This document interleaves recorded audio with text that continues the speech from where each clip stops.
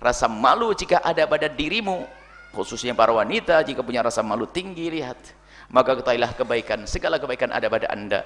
Kemarin kita bicara dengan anak-anak putri kita, budara ya malu, jangan biasa mengangkat suara. Fala takhdu'na bil qawli fayatma'alladzi fi qalbihi maradun. Kalau ngomong kepada orang laki-laki, jangan ganjen-ganjen deh, jangan desah-desah, jangan kemenyek-kemenyek itu. Bahkan ini kalau kemenyek, tahu ya, kemenyek itu bahasa istimewa, bahasa Jepang itu. Nah, paham orang Jawa Timur yang ngerti itu ya. Jadi kalau bicara ya jangan, tapi dengan suamimu super kemenyek boleh, super ganjen boleh dengan suami, dengan orang lain ngomong ya Masya Allah. Ini nggak boleh, menjadi haram kita mendengarnya. Biarpun semula mendengar suara perempuan, madhab kita Imam Syafi'i bukan aurat di saat suara wajar. Tapi kalau sudah suaranya disah-desahkan, diganjin-ganjinin, nggak boleh dengar kita, nggak boleh. Dan kita ingin tanamkan anak kita punya rasa malu. Jangan biasa mengangkat suara di depan kaum pria. Kemudian juga kalau pengen mengukur kemuliaanmu, wahai anak-anak putriku, teman, dan ibu apa wanita, ibunda dan saudara-saudari, kalau anda sudah betul-betul merasa risih di saat dipandang oleh kaum pria, maka rasa malu ada pada anda. Anda risih kalau ada orang melihat, ngapain dia melihat saya? Pengen lempar pakai sepatu. Biarpun tidak dilempar beneran, pokoknya anda risih sedih. Tapi naudzubillah, katanya rajin ngaji, solehah, tahajudan, kalau lewat laki-laki pasti dibasah-basahin bibirnya kek, atau minyaknya langsung diambil, macam-macam ya. Rendah itu perempuan, tidak ada nilainya, itu rendah. Perempuan harus punya wibawa, malu, punya rasa malu. Dilihat lagu laki-laki, ngapain dia merhatikan saja.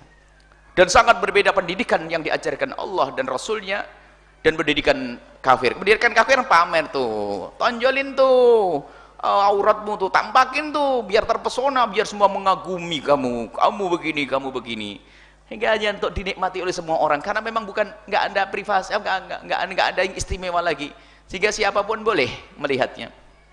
Ya, bersentuhan boleh ya. Sementara orang yang sesuatu yang mulia pun akan dijaga. Sebenarnya menjaga ini adalah tradisi atau kesadaran semua orang. Dikisahkan bahwa ratu di negeri kafir sana, ratu apa gitu di Inggris atau apa itu nggak mudah salaman sama orang. Karena apa? Harus terjaga dong, masa semua orang disalamin, ya kan? Apakah boleh semua orang salaman? Ya nggak boleh. Karena apa? Terjaga dia. Ratu ini, ratu. Kalau wanita muslimah lebih dari ratu. Jangankan kok bersentuhan, lihat saja jangan. Kullil mu'minina yaghuddu min absarihim, lebih mulia ada daripada seorang ratu. Tapi keinginan untuk menjaga ini selalu ada dalam fitrahnya manusia beriman, kecuali memang runtuh imannya, apalagi runtuh imannya sudah tidak pernah menjaga dirinya, nggak punya rasa malu lagi. Jadi kalangan ratu-ratu kafir itu pun dijaga, nggak boleh dilihat siapapun, ini hanya khusus, dijaga. Bagaimana kita sebagai orang yang kenal Nabi Muhammad seorang muslimah, kenapa harus dipamerkan tonjolan tubuhnya, lekuk-lekuk tubuhnya, kecantikannya? Kecantikanmu hanya untuk suamimu, kecantikanmu yang bukan untuk diobral di pinggir jalan. Maka budaya rasa malu. Sampai saya guyonan seorang wanita ini, kalau tiba-tiba ada laki-laki yang iseng di jalan itu, nyapa-nyapa di jalan itu, ambil sepatumu. Buya kok ngajari begitu? Enggak, biar kamu semakin wibawa, nanti laki-laki jadi mulia semuanya. Wanita mulia istimewa, tidak boleh diganggu, tidak boleh dihindarkan, tidak boleh direndahkan. Karena permasalahan adalah musuh-musuh Allah ini yang harus difahami oleh para ulama, para kaum muslimin. Musuh-musuh Allah kalau menghancurkan kaum muslimin dengan senjata, mereka tidak akan mampu. Dari masa ke masa mereka harus hengkang di saat bercokol di bumi pertiwi selama 350 tahun dengan segala kekuatan. Dan kekayaan kita pun diambil, artinya kita seolah-olah tidak punya kekuatan, tapi kekuatan iman.